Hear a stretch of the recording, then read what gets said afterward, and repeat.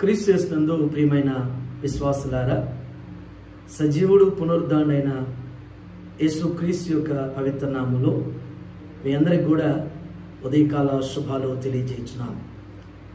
మన టిఎల్సి అనుదిన ఆహారంలో నిర్గమాకాండం 1వ అధ్యాయం 17వ వచనాన్ని మనం జ్ఞాపకం చేసుకున్నాం. అయితే ఆ మంత్రస్వాములు దేవునికి భయపడి ఐగుప్తు రాజు తమకు ఆజ్ఞాపించినట్లు చేయక మగపిల్లలను బ్రతకనీయగా. ఎవరు బిడ్డలారా, ఈ వచనాన్ని మీరు గమనించినట్లయితే ఈ వచనంలో శ్రేష్టమైనటువంటి తలంపు ఈ ఉదయం దేవుడు మనకి జ్ఞాపకం చేస్తూ మనతో మాట్లాడుతున్నాడు.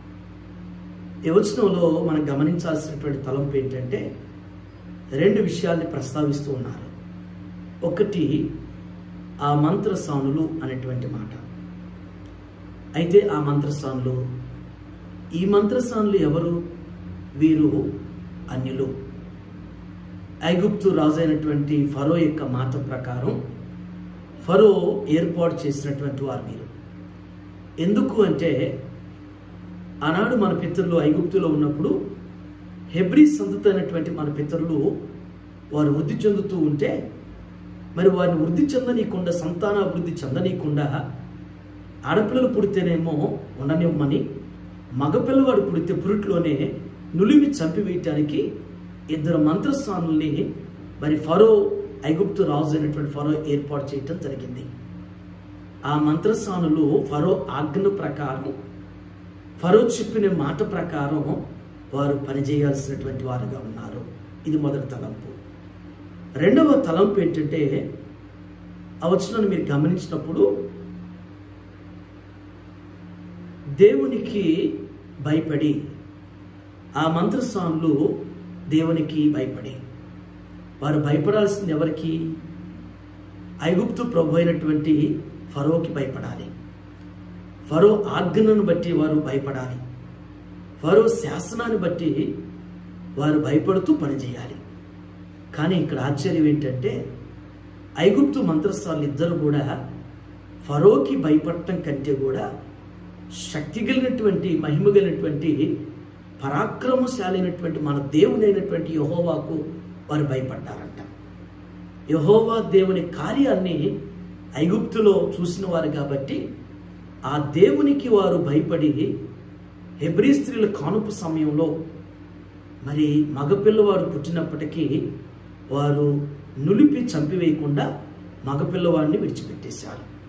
అలా విడవబడినటువంటి వారే మరి హెబ్రీ స్త్రీలకు పుట్టినటువంటి వారు మోషే. మోషే బ్రతికున్నాడంటే ఈ మంత్రస్వాముల వల్లే. ఈ మంత్రస్వాములు దేవునికి భయపడి మోషేను విడిచిపెట్టారు కాబట్టి మోషే గొప్ప నాయకుడిగా తిరిగి ఇశ్రాయేలుని విడిపించగలిగారు. దేవుని బిడ్డలారా, మనం సహజంగా కూడా గమనిస్తే సమాజంలో ఒక స్టూడెంట్ ఉన్నాడంటే టీచర్కి భయపడితే చక్కగా, అంటే భక్తి భయం కలిగి ఉంటే ఆ విద్యార్థి మంచి ప్రయోజకుడు భవిష్యత్తులో కాగలుగుతాడు. విద్యార్థికి గురువు అంటే భయము భక్తి లేనప్పుడు ఆ విద్యార్థి ప్రయోజకుడు కాలేడు. మనం దీవించబడాలంటే, అభివృద్ధి చెందాలంటే, ఆస్వాదించబడాలంటే, వర్ధిల్లాలంటే ఒకటే, దేవునికి మనం భయపడాలి. దేవుని కార్యాల విషయంలో భయభక్తులు మనం కలిగినప్పుడు మన జీవితాలు కూడా ఆస్వాదించబడతాయి, అభివృద్ధి చేయబడతాయి. ఈ దినం మరి దేవునికి భయభక్తులు కలిగినటువంటి వ్యక్తులుగా మనం ఉన్నామా?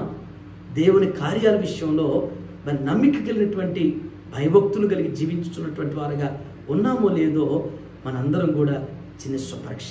చాలామంది చెబుతూ ఉంటారు, దేవుడంటే నాకెంత భయము భక్తి ఉంది అని చెప్తూ ఉంటారు. భయభక్తులు అనేటువంటివి మాటలో చెప్పేది కాదు.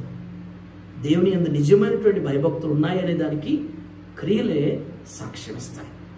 దేవునికి భయపడ్డారు కాబట్టి క్రియాత్మకంగా ఆ ఐగుప్తు మంత్రస్వాములు చూపించి మరి మగపిల్లల వల్లైనటువంటి వారిని విడిచిపెట్టేటువంటి వారు.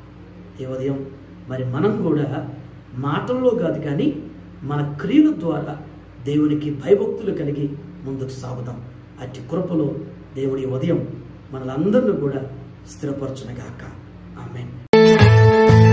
దీవించావే సమృద్ధిగా నీ సాక్షిగా కొనసాగమని ప్రేమించవే నన్ను ప్రాణంగా, నీ కోసమే నన్ను బ్రతకమని. చిన్న ప్రార్థన చేసుకుందాం. మహోన్నతుడా, మహాగణుడైనటువంటి యేసయ్య, మీకు వందనాలు.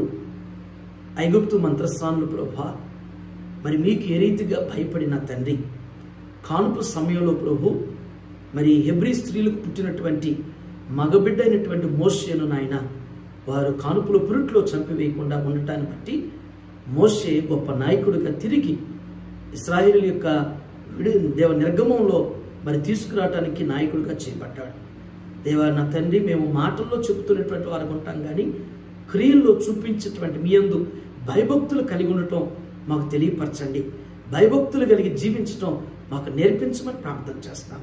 దేవా, అన్యులైనటువంటి మంత్రస్వాములు ఏ రీతిగా మీ యందు భయభక్తులు కలిగి ఉన్నారో మేము కూడా నా తండ్రి ఈ ఉదయం టీఎల్సీ అనుదిన ఆహారం చూస్తున్న ప్రతి బిడ్డ కూడా నాయన మీ యందు భయభక్తులు కలిగి జీవించటం తెలియపరిచి నేర్పించి నడిపించమని ఈ దినం మీ బిడ్డలు చేయనటువంటి నాయన వారి పనుల్లో, వారి ప్రయాణాల్లో, వారి బాధ్యతల్లో మీరు తోడుగా ఉండి ప్రభా వారికి కావలసినటువంటి క్షేమాన్ని, భద్రతనిచ్చిన ఆయన మీరు నడిపించి కృప చూపించమని యేసు నామములో ఈ ప్రార్థన సమర్పించున్నాను తండ్రి. ఆమేన్. God bless you all.